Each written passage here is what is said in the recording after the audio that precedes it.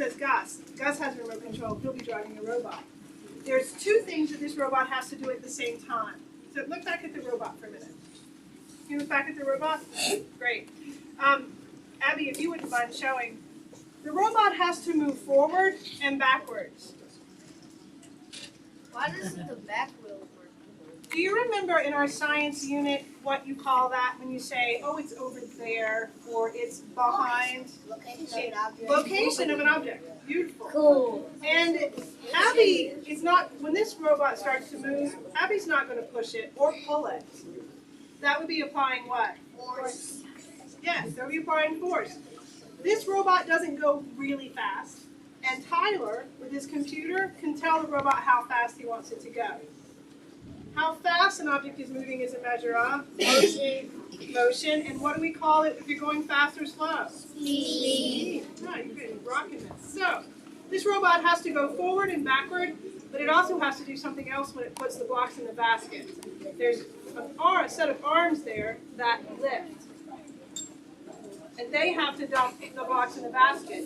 It takes two people to make this robot do what it does. One person to drive the robot, make it go forward and backwards or spin around, and the other remote controller controls whether the robot goes up or down. What in the world is happening to the front of the robot right now? Yeah, that little piece in the front is called a scoop. That scoop is moving up and down. And who's making that work? Tyler. Tyler or Wesley? No, It's Tyler. It's Tyler right now. He might be checking something. So all this cool science that you're learning has real world applications. Did you know that? Would you like to? Can he talk? Yeah, go for it. Like sort of this is like a competition to see who can hit a blocks in this the fastest, right? Yes, it is. We have 2 minutes dedicated to picking up blocks and then 30 seconds in which we can raise up the flag and hang. Hello. Okay. What is that robot going to do?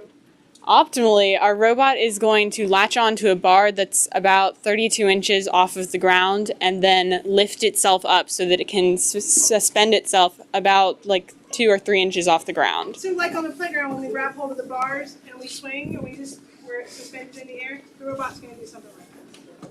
Okay. Pretty cool. Do you still want to talk? You had your hand raised. Okay. So is this supposed to be that's supposed to be like robot version of is it kind of like a robot version of the things that lift the bird up and put them in a tow truck? Yeah, actually, in a way, those are similar to this as a robot because it's based in computerization where you can control it using a certain set of controls. For us, that's the joysticks that they have over there and some computer chips that tell it what to do when you use those controls. Yeah. Can he talk and then you talk? Why do you have to have numbers on the side? That's to identify it. All the different robots, each team has a different number, and this just helps them know which robot is which team's, so that you can help cheer for the one you're rooting for. Well, I built Lego Good USA Military Force. I played a mean, dirty trick on him. I had to shut down half of them, and I had to destroy them. Mm-hmm. Yeah. And a few were surviving. Few survived. Yep. They That's got awesome. pretty mad at me. Wow. Never do that. Have you ever found any flaws in this? Yes, we have, and actually we've gone through quite a few designs trying to get to the one that we currently have, and even right now we sometimes have trouble, especially we have a hanging device here, and you can't see it because, again, it's motored up and it's weird, but we're having trouble getting it so that we can pull up to hang and then also stay there, because when you power down, the motors release the tension that's built up in the strings, so then it'll just sink back down unless we have something to hold it there, and that's a problem that we're currently working to solve. How does it have the flag shape? How does it raise the flag? Like how does it make it stay on the How does it stay? How does it look on your name? Well, again, you can't really... Can you guys lift up the arm? Do you think you can do that?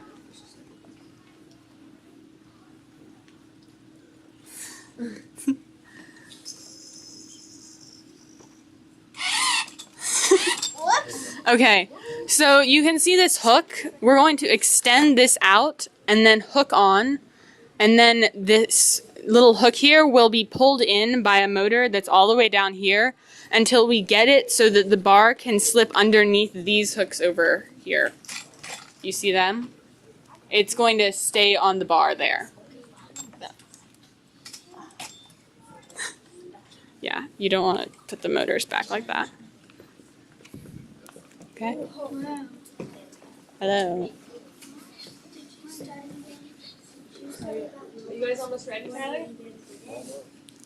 Well, personally, I had known a bit about robots previously because my friends had talked about it, but really this entire year, it being our first as a team, has been a learning experience where we figure out how we can build things like this, how we can program them, how to wire it correctly, and how we can do it in the competition so it'll be continuously operational, something we had trouble with in our actual competition. How long have it took you to build it? This one we've been working on since about before winter break, but we've been developing robots since the beginning of the year.